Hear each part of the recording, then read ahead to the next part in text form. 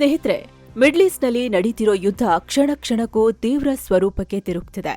America ಮತ್ತು Israel ನಡೆಸಿದ ದಿಢೀರ್ ದಾಳಿ ಈಗ ಇರಾನಿನ ಭವಿಷ್ಯವನ್ನೇ ಬದಲಿಸಿದ್ದು, ಸುಪ್ರೀಂ ಲೀಡರ್ ಖಮೈನಿ ಅಂತ್ಯವಾಗಿದ್ದಾರೆ. ಕಳೆದ 40 ವರ್ಷಗಳಿಂದಲೂ ಅಮೆರಿಕ ಮತ್ತು ಇಸ್ರೇಲ್ ಪಾಲಿಗೆ ಈತ ನಂಬರ್ 1 ಎನಿಮಿಯಾಗಿದ್ರು.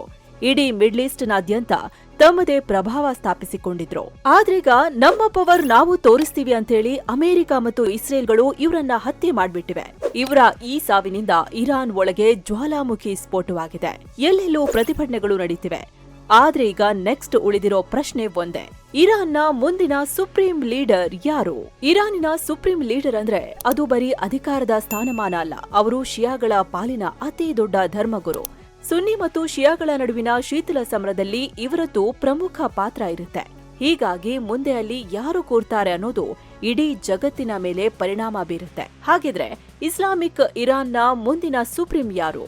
ಖಾಲಿ ಬಿದ್ದಿರೋ ಆ ಪವರ್ಫುಲ್ ಕುರ್ಚಿ ಮೇಲೆ ಕೂರೋದಕ್ಕೆ ಯಾರೆಲ್ಲ ರೇಸ್ನಲ್ಲಿದ್ದಾರೆ? ಮುಂದೆ ಇವರಾದ್ರೂ ನೆಮ್ಮದಿಯಾಗಿ ಆಡಳಿತ ಮಾಡ್ತಾರಾ ಅಥವಾ ಇವರನ್ನು ಇಸ್ರೇಲ್ ಮತ್ತು ಅಮೆರಿಕಗಳು ಹುರಿದು ಮುಕ್ಕುತ್ತಾ? ಬನ್ನಿ ಇವತ್ತಿನ ಈ ದೊಡ್ಡ ಪ್ರಶ್ನೆಯ ಬಗ್ಗೆ ಕಂಪ್ಲೀಟ್ ಮಾಹಿತಿಯನ್ನ ಫಟಾಫಟ್ ಅಂತ ನೋಡ್ಕೊಂಡ್ ಬರೋಣ.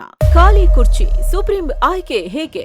ಸ್ನೇಹಿತರೆ, ಅಯಾತುಲ್ಲಾ ಖಮೇನಿ ಸತ್ತ ಮರುಕ್ಷಣದಿಂದಲೇ ಈ ಸ್ಥಾನಕ್ಕೆ ಅವರು ಬರ್ತಾರೆ ಇವರು ಬರ್ತಾರೆ ಅಂತೆಲ್ಲ ಸುದ್ದಿ ಬರ್ತಿದೆ. ಆದ್ರೆ ಸುಪ್ರೀಂ ಲೀಡರ್ ಆಯ್ಕೆಯಾಗೋದು ಅಷ್ಟು ಈಸಿ ಅಲ್ಲ. ಸದ್ಯ ಖಮೇನಿ ತನ್ನ ಉತ್ತರಾಧಿಕಾರಿ ಯಾರು ಅಂತ ಅನೌನ್ಸ್ ಮಾಡಿರ್ಲಿಲ್ಲ. ಹೀಗಾಗಿ ಕುರ್ಚಿ ಖಾಲಿಯಾದ ತಕ್ಷಣ ಯಾರೋ ಒಬ್ರು ಬಂದು ಕೂರೋಕೆ ಆಗಲ್ಲ. ಅದಕ್ಕೊಂದು ದೊಡ್ಡ ಪ್ರಕ್ರಿಯೆ ಇದೆ. ಇರಾನ್ ಸಂವಿಧಾನದ ಆರ್ಟಿಕಲ್ 107ರಿಂದ 111ರ ಪ್ರಕಾರ ಸುಪ್ರೀಂ ಲೀಡರ್ ನಿಧನರಾದಾಗ ಒಂದು ತಾತ್ಕಾಲಿಕ 3 ಜನರ ಕೌನ್ಸಿಲ್ ಆಡಳಿತವನ್ನ ತನ್ನ ಕೈಗೆ ತಗೊಳ್ಳುತ್ತೆ.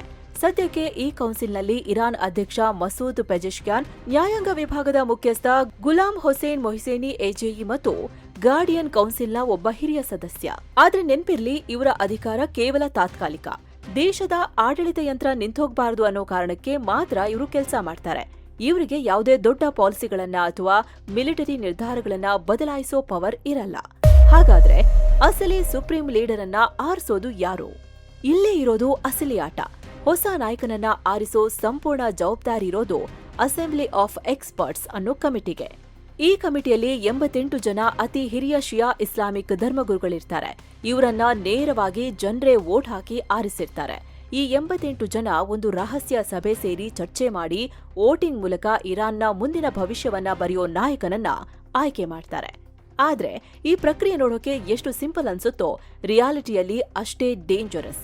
ಯಾಕಂದ್ರೆ ಈ ಆಯ್ಕೆಯ ಹಿಂದೆ ಇರಾನ್ನ ಸೇನೆ, ಗುಪ್ತಚರ ಇಲಾಖೆ ಮತ್ತು ಧಾರ್ಮಿಕ ಮುಖಂಡರ ದೊಡ್ಡ ಲಾಬಿ ನಡೆಯುತ್ತೆ. ಇತಿಹಾಸದ ಪುಟಗಳನ್ನೊಮ್ಮೆ ತಿರುವಿ ಹಾಕಿದ್ರೆ ನಮಗದು ಅರ್ಥವಾಗುತ್ತೆ. 1989ರಲ್ಲಿ ಇರಾನ್ ಕ್ರಾಂತಿಯ ಪಿತಾಮಹ ರುಹೊಲ್ಲಾ ಖಮೇನಿ ತೀರ್ಕೊಂಡಾಗ ಇದೇ ಅಸೆಂಬ್ಲಿ ಕೇವಲ 24 ಗಂಟೆಯಲ್ಲಿ ಅಲಿ ಖಮೇನಿ ಅವರನ್ನ ಲೀಡರ್ ಅಂತ ಅನೌನ್ಸ್ ಮಾಡಿತ್ತು.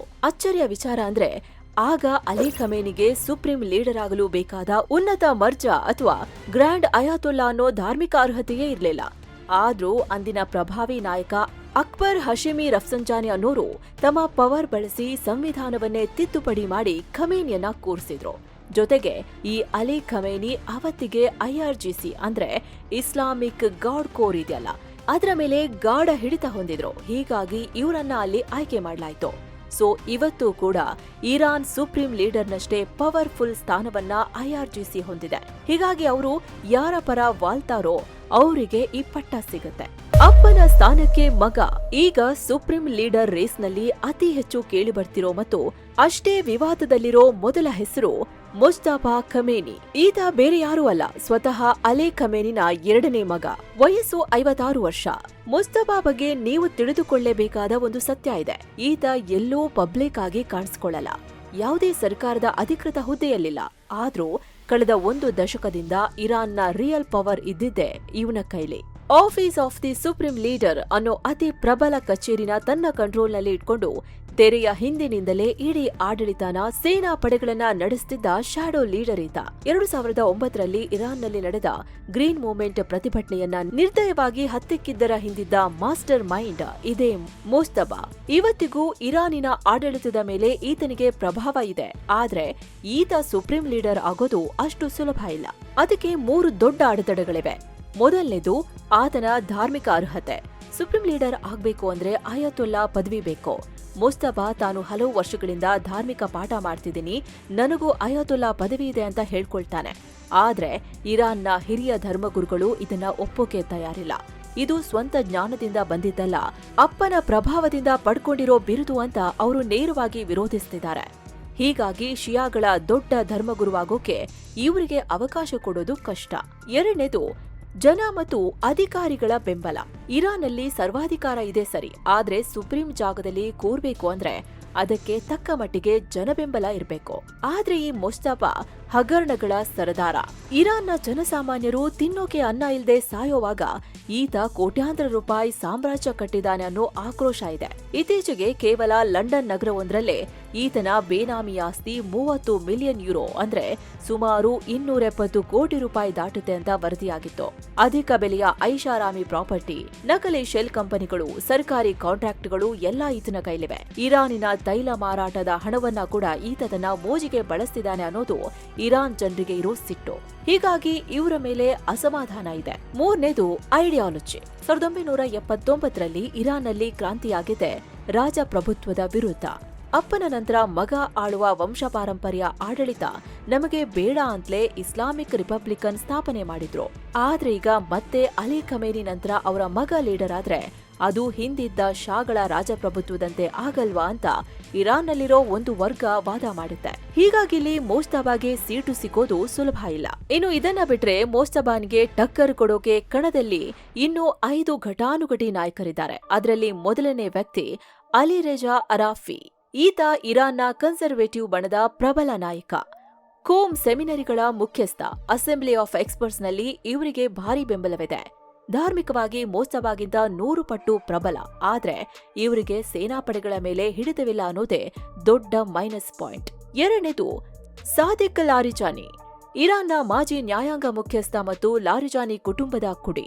ಪ್ರಸ್ತುತ ಎಕ್ಸ್ಪೀಡಿಯನ್ಸಿ ಕೌನ್ಸಿಲ್ ಮುಖ್ಯಸ್ಥರಾಗಿರೋ ಇವರು ರಾಜಕೀಯ ಅನುಭವ ಹೊಂದಿದ್ದಾರೆ. ಆದ್ರೆ ಇವರ ಕುಟುಂಬದ ಮೇಲೆ ಭ್ರಷ್ಟಾಚಾರದ ಗಂಭೀರ ಆರೋಪಗಳಿವೆ. ಹಾಗೆ ಗುಲಾಮ್ ಹೊಸೇನ್ ಮೊಹ್ಸೇನಿ ಎಜಿಇ.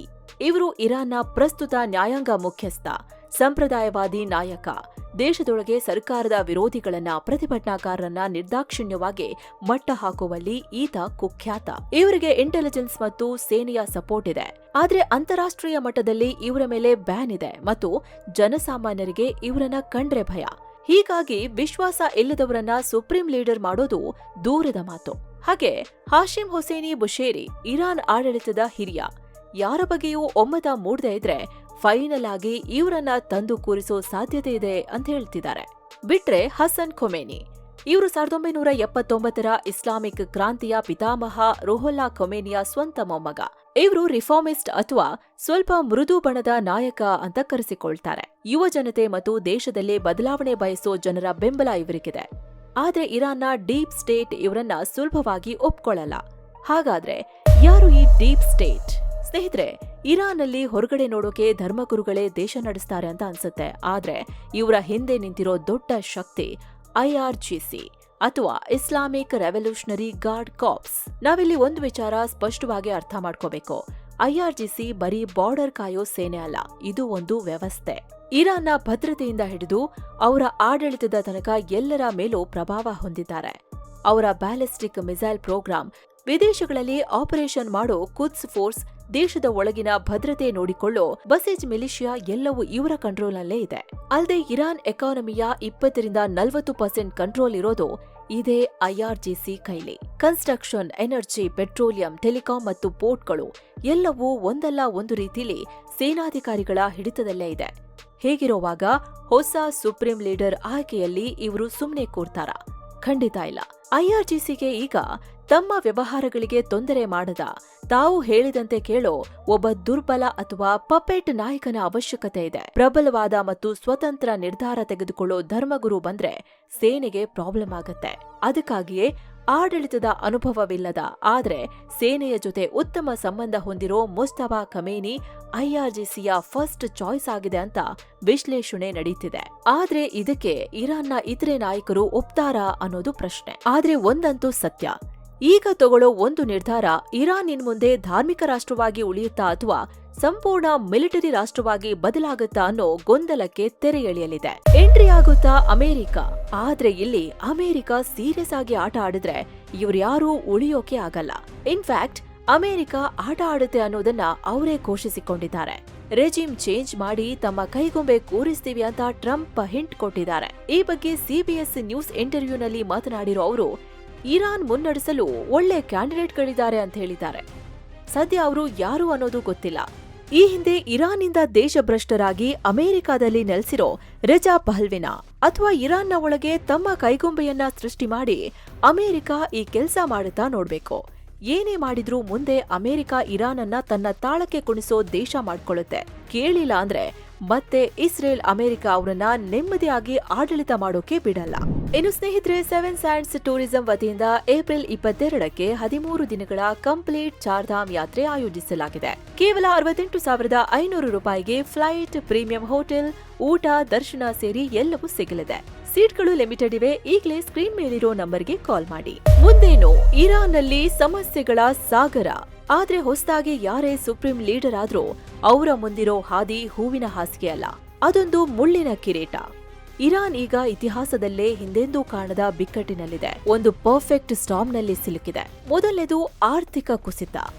ದೇಶದಲ್ಲಿ ಹಣದುಬ್ಬರ 60%ರಷ್ಟಿದೆ. ಇರಾನ್ ಕರೆನ್ಸಿ ರಿಯಾಲ್ ಮೌಲ್ಯ ಪಾತಾಳಕ್ಕೆ ಕುಸಿದಿದೆ. ಯುವಕರಿಗೆ ಕೆಲಸವಿಲ್ಲ, ಜನರಿಗೆ ಊಟ ಇಲ್ಲ. ಎರಡನೇದು ಮಿಲಿಟರಿ ಥ್ರೆಟ್. ಮುಂದೆ ಬರೋ ನಾಯಕ ಅಮೆರಿಕ ಮಾತು ಕೇಳದೆ ಹೋದ್ರೆ ಅಮೆರಿಕ ಮತ್ತು ಇಸ್ರೇಲ್ ಯಾವುದೇ ಕ್ಷಣದಲ್ಲಾದ್ರೂ ಮತ್ತೊಂದು ಭೀಕರ ದಾಳಿ ಮಾಡಿ ಅವರನ್ನ ಉಡಾಯಿಸೋ ಚಾನ್ಸ್ ಇರುತ್ತೆ. ಮೂರನೇದು ಆಂತರಿಕ ಬಂಡಾಯ.